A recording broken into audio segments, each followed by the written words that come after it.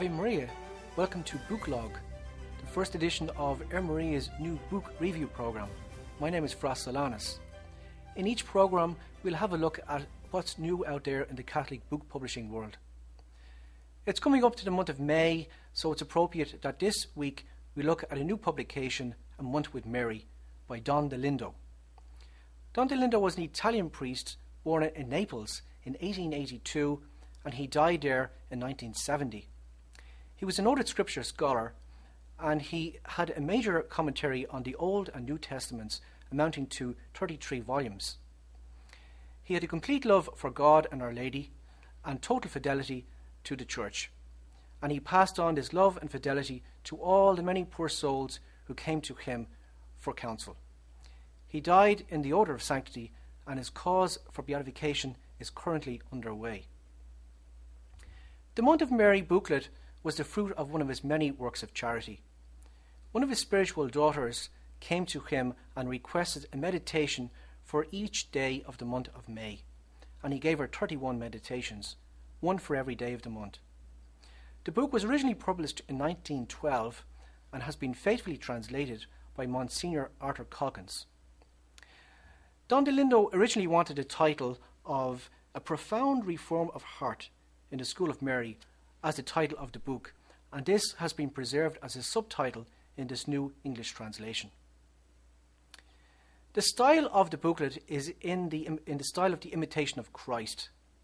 In it, the soul seeks to reform its heart and acquire every virtue and every spiritual good. And in this, it looks to Our Lady as a model of perfection and seeks her counsel in this reform. Let's just have a look at some of the meditations. The first one we'll have a look at is the spirit of the world. This is Mary speaking to the soul. You live in the world and you cannot withdraw yourself from it materially, but you must be there without living in its spirit. It is not a sacrifice for you to renounce the world, but a joy. To renounce the world, you don't have to enclose yourself in a hermitage. You must only be a truly Christian and live as the branch united to the vine, in the intimacy of union with Jesus Christ, into whom you have been incorporated by holy baptism. Let's look at the next meditation, which is a contrast to that one. It's the spirit of Jesus Christ. Again, this is Mary speaking to the soul. Opposed to the spirit of the world, which is a mass of resentment, struggles, presumption, and degradation, is the spirit of Jesus Christ, who is the way, the truth, and the life. What good is it to have many riches if they leave you always unhappy, if they cause you the disquiet of always wanting more? Far more excellent it is to renounce all that is unused and superfluous, and to rest in the desire of possessing God. Believe in your Blessed Mother, who more than all other creatures lived in the spirit of Jesus Christ. There is nothing more beautiful, more elevated, more agreeable than to live in him. One nice aspect of this booklet is, at the close of each meditation, there is an aspiration prayer by the soul to Our Lady. And at the end of that is a little work to be performed by the soul. Let's just have a look at one aspiration. O Jesus, grant that I may live in you and fly the delusions of the world. And the little work to be performed. If you encounter some attachment in your life to the trifles of the world, to its fashions, to its vanities, break it immediately and energetically as unworthy of you who are Christians.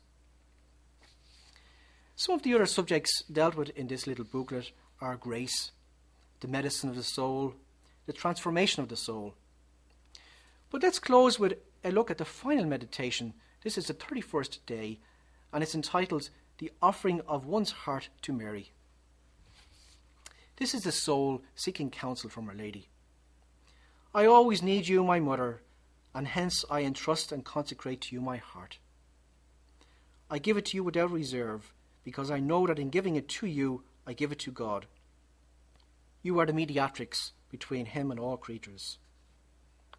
And then we have Mary replying to the soul. This heart of mine is the way to heaven. I make you pass through me in order to lead you one day into the bosom of God. Live in peace in communion with the Eucharistic Jesus, live a life of submission to the will of God, of prayer and of charity, flee from sin and love virtue. This little booklet is 80 pages and is a perfect read for praying before the Blessed Sacrament. It's also so handy you can fit in your pocket and you can bring it into work, read it at your lunch break, read it on the train, or just leave it at home and pick it up every now and then and read a meditation. I'm Fra Solanus. Until the next edition of Booklog, God bless and Ave Maria.